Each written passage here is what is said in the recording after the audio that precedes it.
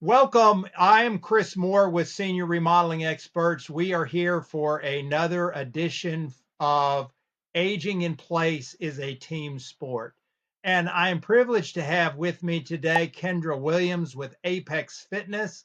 I've been doing a lot of thinking about aging and about kind of what we expect in the decline, both mentally and cognitively, as well as physically and emotionally, and how much of that is mandatory and how much of it is something we can do something about. So, Kendra's going to talk today about the services she has available and what she's doing in the arena of fitness. So, welcome, Kendra.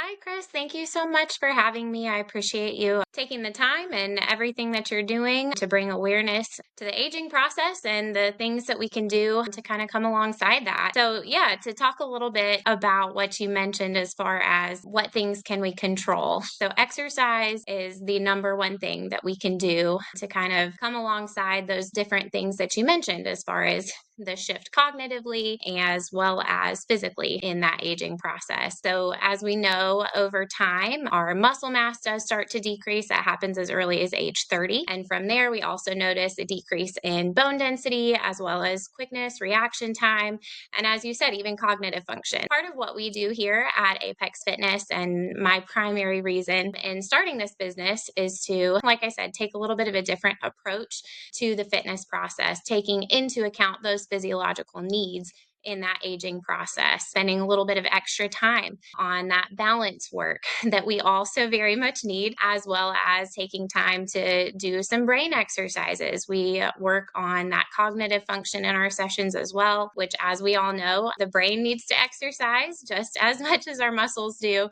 And that really helps decrease chances for dementia and things like that, making sure that we stay up on those as well. The strength training becomes increasingly important, as I mentioned, in the aging process for bone density. Maintaining that strength training as we age is going to be super important for making sure those bones stay strong, as well as increasing that muscle mass in order to kind of lessen the effects of that aging process. Okay. It comes to mind a lot of what we deal with is trying to get people to be proactive as opposed to reactive. When we encourage people to do home modifications and people say, I'm not ready for that yet. I don't need that. And then they wait until after they fall and break something. And then they say, wow, I Yep. wish, we really should have had a grab bar in the bathroom. How much of a benefit is it if somebody comes to you early when they're, still in pretty good shape versus they come to you and they can barely stand up and their balance is terrible and they have very little muscle and then they come to you and say, Kendra, fix this. Help. Yeah, absolutely. Yeah, so we're definitely very much about coming alongside anybody who comes in our doors, no matter where they're at. But that being said, you hit the nail on the head as far as being proactive versus reactive. The statistics for recovery post fracture, especially in the aging population, is pretty staggering, even up against survival rates for certain cancers among the aging population. You would be shocked to see the 5-year survival rate of, say, a hip fracture versus some cancers. So, that being said, definitely best to be proactive and get ahead of it. So, the more we can, as I said, kind of come alongside and be proactive about working on that reaction time and stuff like that, to where you don't have to get to that point where you have to go to physical therapy first and then try to rebuild after that. If we can get ahead of the curve and be able to work on those speed and power movements, which again, people don't necessarily think about needing in the aging process. Unfortunately, a lot of society takes a viewpoint in the aging process that, like, oh, you're getting older, we need to slow down, we need to be careful, where that's when those accidents kind of start to occur because we're kind of starting to see that we're slowing down a little bit and getting scared. And unfortunately, that's when we a lot of times see those accidents happen. So by getting ahead of it, not only are we able to maintain the muscle mass, we're able to maintain that quick reaction time so that if life happens and you do trip, we can catch ourselves and not fall to avoid some of those costly fractures. Okay.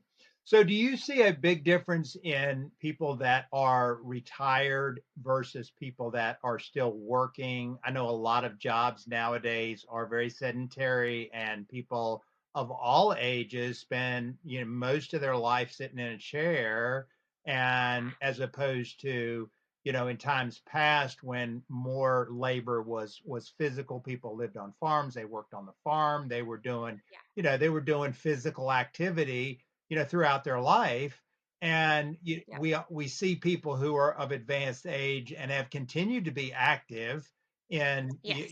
maybe working on a farm as an example, and Yep. have maintained, health and wellness into, well into advanced years, as opposed to people who are sedentary and have to be very intentional about getting exercise because their daily activity Yes. really doesn't contain any. How much of that do you see in your practice?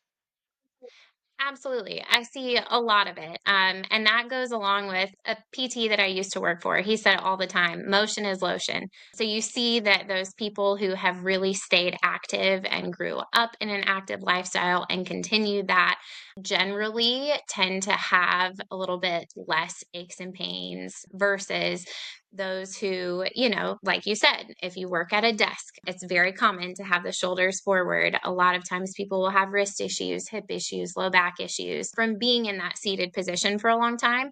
And of course, when you have aches and pains, it makes it even harder to want to move because it's almost like your body saying, no, no, we don't want to do that. When that's actually like the best thing that you can do is to get up and move and put some grease in those joints to be able to get a moving again. But yes, that being said, again, goes along the lines of keep moving. The more we can stay active in all planes of fitness, like I said, that's resistance, that's power training, that's even the cognitive things. The more we can stay active and keep moving in that, the less decline we're going to see and the less complications for injuries. And if you do get injured and you have already been proactive about that, your recovery time is going to be so much quicker. A lot of times people will come to me before they need a knee replacement and they'll be like, well, does it make sense to come and train with you if I know I'm going to need a knee replacement in the near future? And I'm like, absolutely. It is one of those things. The stronger you can be going into whether it be an operation or again an accidental injury, the stronger you are ahead of time, the quicker that recovery is Yeah. going to be. Yeah, that makes perfect sense. And I think too that it's all connected: physical health, your Yeah, emotional well-being, your spiritual health, your absolutely. all of that is all connected Yep. and goes hand in hand. And if you start going downhill, you start not feeling well, and I don't really want to exercise, and so I'm not going to exercise, and then I start feeling sluggish, and then I get Yep. a bad mood, and it's just down and down, as opposed to some of the little things that you do consistently can Yes. can really start the trend in a positive direction. Absolutely. And that's one of the reasons that I'm such a firm believer in group exercise. So at our gym, we do one on one training, but our primary focus is small group personal training. So we do classes of no more than 6 people. And the purpose of that is so that I can specifically tailor the exercises to who I have in class to accommodate, like I said, anyone who comes in our doors, no matter the level that they're at. But that way they still get that added benefit emotionally as far as that social connection, that added accountability to be able to come in and see people that you enjoy and build those relationships with people who have similar goals. They're in a similar phase of life. They're all working towards those very functional goals, with the primary one being that they want to live life to the fullest as long as they possibly can. Yeah, and maybe even a little bit of competitiveness in those group classes where Yes. somebody doesn't want to not show up because their friend who's there also is going to say, well, what happened? They'll let them know. They will absolutely reach out and be like, "Why weren't you there today?" And that's definitely a fantastic tool because I tell people all the time. I've had tons of people come in my doors that say, I really don't like exercise, but I'm at a point in life where I can recognize that this is something that I need. So my goal is to figure out the why behind why are we doing what we're doing and find a way to make it enjoyable. And part of that is that community because we have enough things in everyday life, no matter the phase of life that you're in, you have enough things on your list, so to speak, that have to get done throughout the day. And my goal is that this is not one of the have to do's and just check it off the list, that people can actually come in here and look forward to that experience. Awesome. Anything else you want to add? I think that pretty much covers it. Like you said, my main goal with this is just trying to give people a tool. Like you said, it's a team sport, the aging process and aging in place. So my hope is just that everyone can find what works for them, and that whichever path they choose, that it gives them the ability to keep doing what they want to do, age with vitality, and be able to continue adventuring as long as possible. Perfect.